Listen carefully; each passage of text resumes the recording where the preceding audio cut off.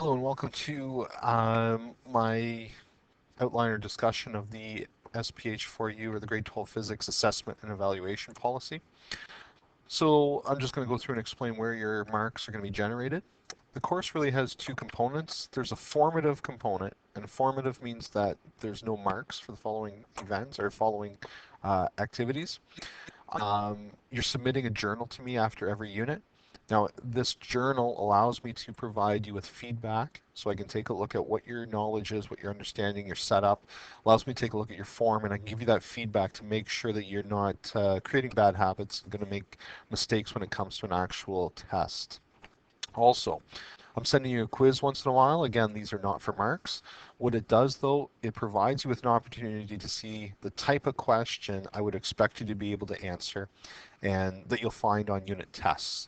So it gives you a feel for a combination of how I would use either a journal question or a homework question, and the format and style I'll put on a test. So all of this, I'm a huge believer in a feedback system where I give you that feedback to make sure you understand what you're doing well and what you need to improve on in order to prepare properly for a test. Now, where do your marks come from in this course? So the summative component, I'm only going through, there's 4 units, okay? Each of these units will have equal weight, and then the final exam.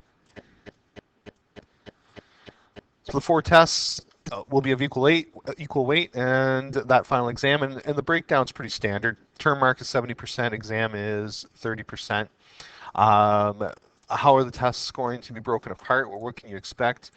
Well, the unit test, you can think of each unit test is a quarter, 25% of your term mark, obviously, because there's 4 tests. Or you can think of it in terms of total mark, your final mark. Each test is worth 17.5%. That's just 25 multiplied by the 0.7, so it just gives you a feel for that. On my tests, each test is going to be broken into 4 categories. All the categories have equal weight: knowledge 25, application 25, communication 25. Then you're saying, well, that doesn't add up to 100. The lab for the unit will be your thinking mark, all right? So it's worth the 25%. So the knowledge, application, communication, and then the lab that's part of the unit will make up the missing 25%. So there is your full test mark, will be lab with the written test component. The exam will cover the entire year material. Each unit will be equally represented on the exam. One won't be favored over the other, so it kind of balances things out and is a level playing field. If you have any questions further about this, please don't be afraid to email and ask the question.